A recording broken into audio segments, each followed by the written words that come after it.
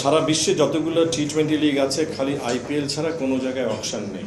মানে একদম গ্রহণযোগ্য এবং পজিটিভ কিছু এসছে, এবং সবচেয়ে মজা লাগছে যে অনেক কিছু কিন্তু মিডিয়ার থেকেও যা পেয়েছি বেশ কিছু অঙ্ক মিলে গেছে। এখন জানি না যে কেউ কাউকে বলেছে কিনা বা প্রশ্ন ফাঁস হয়েছে কিনা, but it was very positive. এবং প্লেয়াররা কিন্তু তাদেরও যেই দায়িত্ব আছে সেটাও তারা কিন্তু আমাদেরকে বলেছে যে আমরাও এইগুলো করিনি, কারণ এটা কিন্তু একতরফা না। আমাদের যেটা মনে হচ্ছে যে আমরা বিপিএলটাকে যেভাবে পরিচালনা করি আমাদের মধ্যে বিভিন্ন স্টেক হোল্ডার আছে, কিন্তু কেউ কারোর সাথে মুখ দেখা দেখি না। এরকম একটা প্লেয়ার, একটা ফ্র্যাঞ্চাইজি, আমাদের টিম ম্যানেজমেন্ট, মিডিয়া, বাট প্রত্যেকে যদি একত্রিত হয়ে আমরা যদি একই মিশনে একই ভিশনে কাজ না করি তাহলে কিন্তু বিপিএলকে আমরা কোনোভাবেই উজ্জীবিত রাখতে পারবো না।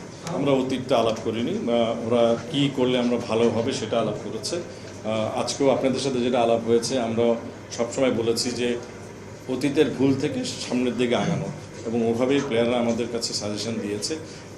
গতবারে কী আলাপ হয়েছিল সেটা কিন্তু আমরা জানি না। আমরা কিন্তু আরেকটা আলাপ করেছি যে আমরা প্রত্যেকটা নোট নিয়েছি এবং এটা আমরা রিভিউ করেছি। ওদের সাথেও আমরা যা আলাপ আলোচনা করেছি আমরা একটা পেপার তৈরি করব। আপনারা জানেন যে আমরা একটা স্পোর্টস ম্যানেজমেন্ট কোম্পানি খুঁজছি, যেটার জন্য আমরা একটা ইউআই দিয়েছি, অ্যাডভার্টাইজমেন্ট।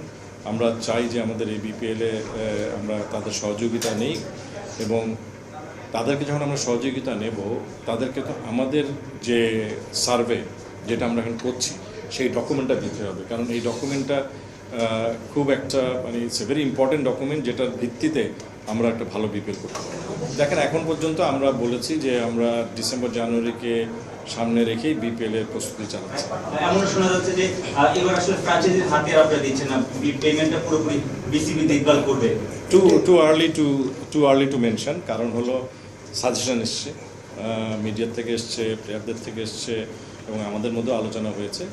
আমরা আপনাদেরকে আগেও বলেছি যে আমরা যে কনসালটেন্টকে নেব তার থ্রুতে আমরা একটা ফাইন্যান্সিয়াল মডেল যাব, কারণ বিপিএলটাকে বাঁচিয়ে রাখতে হলে ফাইন্যান্সিয়াল মডেল লাগবে। এটা এই প্লেয়ার পেমেন্টটা একটা ফাইন্যান্সিয়াল মডেলের একটা অঙ্গ।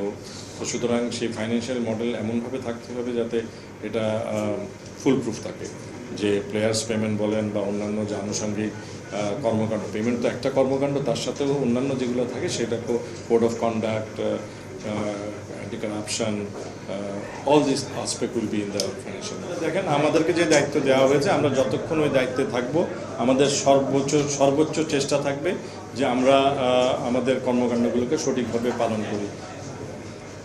সারা বিশ্বে যতগুলো টি-20 লিগ আছে খালি আইপিএল ছাড়া কোনো জায়গায় অকশন নেই।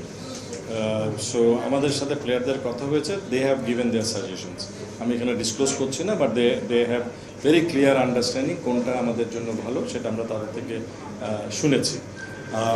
আপনি যেটা বললেন যে হ্যাঁ, অনেক কিছু ঘটনা ঘটেছে, অনেকে নিজেকে লোয়ার গ্রেডেও নিয়েছে, অনেকে আপার গ্রেডেও নিয়েছে, ডিপেন্ডিং যে কে কোন দলে যাবে। আমার কাছে যেহেতু আমরা এখন একটা ওপেন ডিসকাশনে আছি, প্লেয়ারদের সাথেও ডিসকাশন আছে। আপনি জানেন যে আমরা এনসিএল টি-20 করতে যাচ্ছি সেপ্টেম্বর মাসে as a preempt of the BPL, কারণ যেটা অনেকেই বলে যে আমরা বিপিএলে যে প্লেয়ারগুলোকে সংগ্রহ করা হয় তাদের পারফরমেন্স সম্পর্কে কোনো ডাটা, স্ট্যাটিস্টিক্স অনেক কিছুই থাকে না, এবং সেখানে আমরা যে লিস্ট করি এখানে এবছর আমরা বিপিএল এবং সিলেক্টার্স এবং বিসিবি মিলে কিছু ক্রাইটেরিয়া করতে চাচ্ছি, যে ক্রাইটেরিয়া শুড ডিকটেট যে কে টি-20 জন্য ভালো প্লেয়ার এবং তার স্ট্রাইক রেট কত।